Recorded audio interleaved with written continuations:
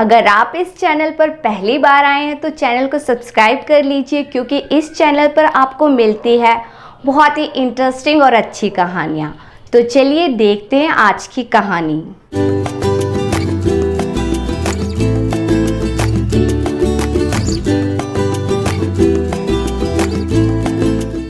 पुष्पा सुबह सुबह हाथ में चाय का कप लिए हॉल में बैठकर टीवी देखते हुए चाय पी रही थी कि तभी उसको डोर बेल की आवाज सुनाई दी।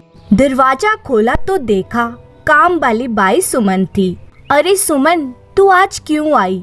तुझे मना किया था ना मैंने आज आने के लिए। आज तेरी बेटी का जन्मदिन है ना, तो तू क्यों आई? मैं कर लेती आज सारा काम खुद ही। हाँ भाभी, लेकिन साहब को पूछा तो उन्होंने छुट्टी लेने से मना कर दिया था, और अगर आज मैं नहीं आती तो साहब का गुस्सा हम दोनों पर बरसता। तो सोचा सुबह जल्दी जाकर सारा काम जल्दी से निपटाकर बाजार चली जाऊंगी। बेटी के लिए तोहफा भी लेना है, इसलिए मैं आज आ गई। ऐसा बोलकर सुमन काम में लग गई। सुमन को 2 साल पहले ही पुष्पा के पति अमर ने घर के काम करने के लिए रखा था। सुमन बातूनी थी।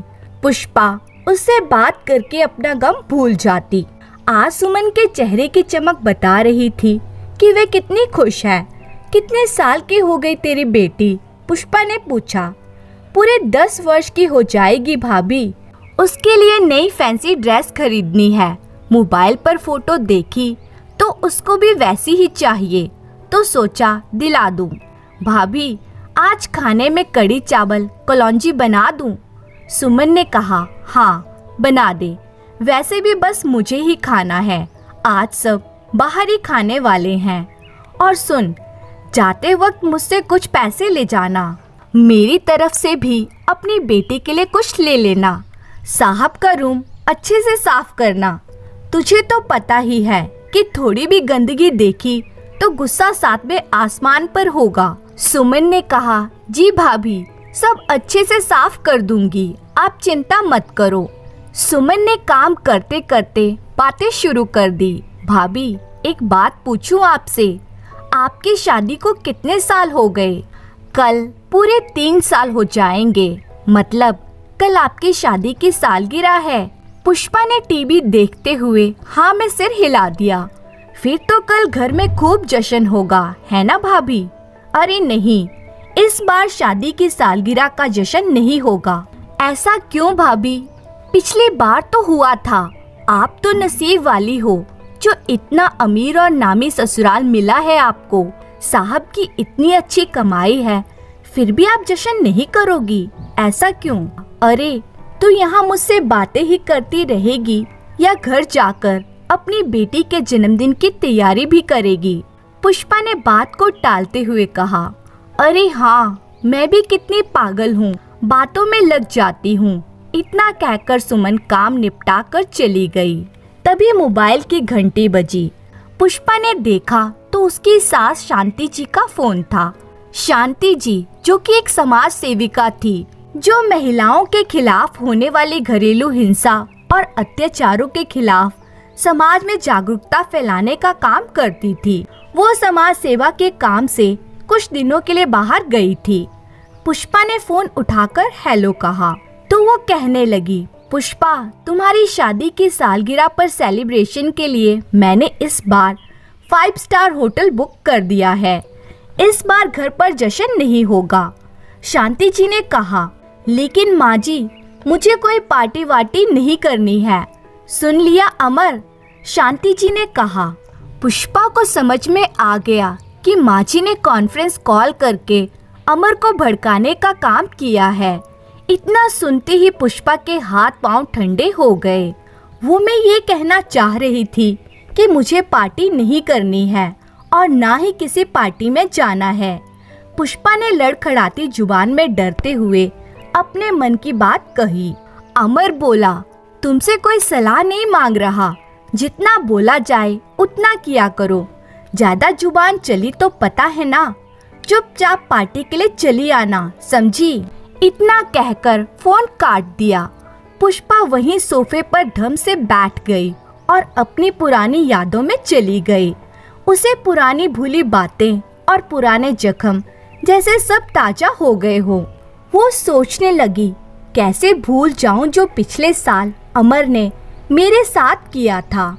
वैसे तो हर रोज ही होता है, लेकिन उस दिन सब मेहमानों के सामने पार्टी में अमर ने पुष्पा पर हाथ उठाया था। कितना रोई थी तब पुष्पा। सब वहीं थे उस वक्त, लेकिन किसी ने कुछ नहीं कहा। सासू माँ ने सबके जाने के बाद कहा, पति पत्नी में छोटे मोटे झगड़े तो होते रहते हैं। चाचा चाची भी समाज की दुहाई देकर पुष्पा को रोता हुआ छोड़कर चले गए। पुष्पा के माता पिता का स्वर्गवास बचपन में ही कार एक्सीडेंट में हो गया था। 5 साल की थी पुष्पा उस वक्त। बड़े होने पर अमर से उसकी शादी चाचा चाची ने पैसों के लालच में कर दी और अपना पीछा छुड़ा लिया। पुष्पा किसके पास जाकर अपना दुख कहती। तलाक लेकर अकेली रहने में भी डरती थी कि दुनिया क्या कहेगी। कोई सहारा देने वाला भी नहीं था। अमर और शांति जी उसे बात बात पर धमकी देते कि अगर हमसे बैर लिया तो फिर ना घर की बचोगी ना घाट की। अभी जो रोटी कपड़ा मिल रहा है वो भी बंद हो जाएगा। बदनामी होगी सो अलग, मतलब इसमें कुल मिलाकर सिर्फ तुम्हारा घाटा ही है। पुष्पा डर के मारे उनके मारपीट और घरेलू अत्याचार हर रोज सहती रहती और अंदर ही अंदर घुटती रहती। बस यही कारण था कि अमर की हिम्मत और बढ़ गई थी। शराब पीकर मारपीट करना, गाली गलौज करना अब तो आम बात हो गई थी। यह सब सोचते सोचते पुष्पा का सिर दर्द करने लगा था। तभी डोर बेल बजी। दरवाजा खोला तो अमर सामने खड़े थे।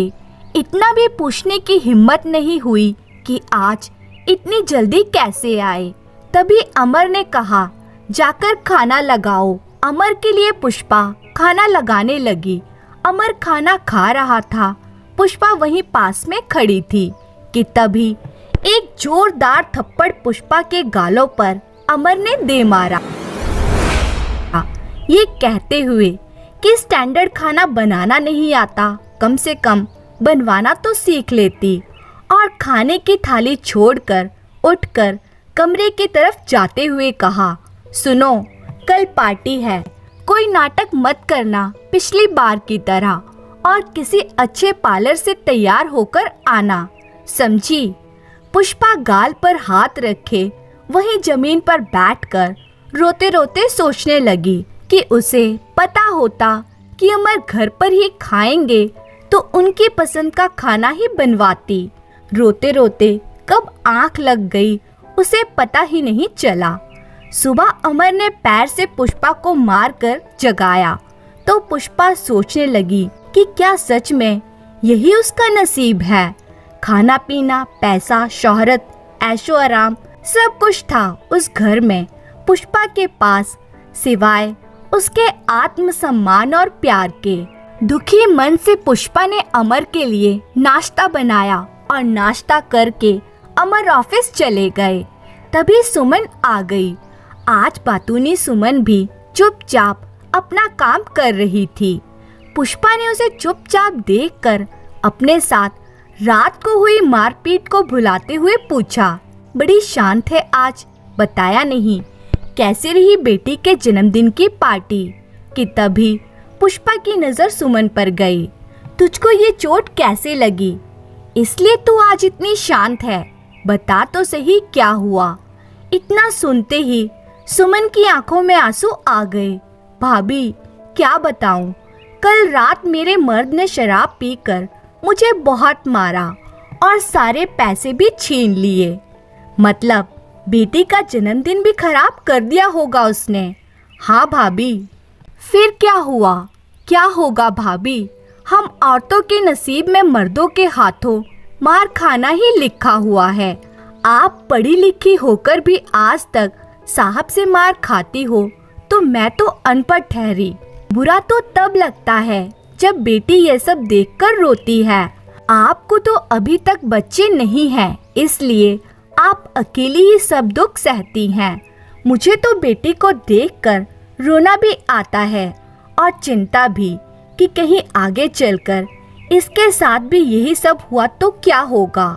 पता है भाभी, शादी से पहले जब अपनी माँ को मार खाते देखती थी तब माँ को कहती थी कि हिम्मत क्यों नहीं करती, और कहती थी मैं तो शादी के बाद अपने पति से अपना हिसाब साफ रखूंगी। इज्जत के बदले इज्जत, प्यार के बदले प्यार और मार के बदले मार, कब तक बर्दाश्त करूंगी। तब माँ कहती थी चुप कर पगली, ऐसा नहीं होता। शादी के बाद पता चला वो वाकई बचपन था। हकीकत तो शादीशुदा औरतों की यही है कि उनको अत्याचार बर्दाश्त करना ही होता है। जैसे आप छिपा रही हो थप्पड़ के दाग को। भाभी, मेकअप से दाग छिप सकता है, मिट नहीं सकता। ऐसे मत देखो मुझे सब कुछ पता है। मुझे क्या, पूरी सोसाइटी को पता है, बस कोई सामने से बोलता नहीं। पुष्पा आश्चर्य से सुमन को देखती रह गई। आज उसको सुमन की बातें चुभ रही थी। तभी अमर का फोन आया। पुष्पा सुनो, मैं ऑफिस से सीधा होटल आ जाऊंगा, तुम ड्राइवर के साथ चली आना। पुष्पा ने मन मार कर हाँ कहकर जवाब दिया और शाम को तय समय पर पुष्पा होटल पहुंच गई। पार्टी शुरू होने वाली थी, सभी मेहमान आ चुके थे। तभी पुष्पा भी वहां आ गई। अमीरों की महफिल में मेकअप से लिपे पुते चेहरे जाम से जाम टकरा रहे थे। अमर की नजर जैसे ही पुष्पा पर गई, वो उसका हाथ घसीटते हुए होटल के एक कमरे में लेकर आया। आउच, मेरा हाथ छोड़ो, मुझे दर्द हो रही है। बोलिए क्या हुआ अमर, मुझे कहाँ ले जा रहे हो, कुछ बोलिए तो सही, पुष्पा ने कहा। इतने में अमर ने पुष्पा को गुस्से से घूरते हुए बोला, बेवकूफ गवार औरत, तुम्हें मैंने बोला था कि अच्छे से पार्लर में जाकर मेकअप कराना और कपड़े पहनना, और तुमने क्या पहन लिया, कैसा मेकअप किया है। पुष्पा ने कहा, लेकिन मैं तो तुम्हारे पसंद के पार्लर में ही जाकर तैयार हुई हूँ। दो कौड़ी की औरत, तुम मुझसे जुबान लड़ाएगी, अभी बताता हूँ तुम्हें। अमर ने पुष्पा का हाथ पकड़कर उसके बालों को पकड़ते हुए जैसे ही अपना हाथ उठाया पुष्पा के गाल पर थप्पड़ मारने के लिए, कि तभी पुष्पा में आज न जाने कहां से इतनी हिम्मत आ गई कि उसने अमर का हाथ पकड़कर झटक दिया और अपने दूसरे हाथ से उसने उसको आज एक के बाद एक लगातार कई तमाचे मारे। अमर अपने दोनों गालों पर हाथ रखे थोड़ी देर के लिए सन्न हो गया और उसकी आंखें गुस्से से लाल पुष्पा को घूरे जा रही थी।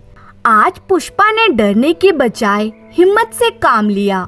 हमेशा पीछे हटने वाले उसके दो कदम आज निडर होकर अमर की तरफ आगे आत्मविश्वास से बढ़े। अमर ने गुस्से में बोलना चाहा तो पुष्पा ने मुंह पर उंगली रखकर चुप रहने का इशारा करते हुए कहा, तुम बहुत बोल चुके मिस्टर अमर, आज तक सिर्फ मैं सुनती रही और तुम बोलते रहे।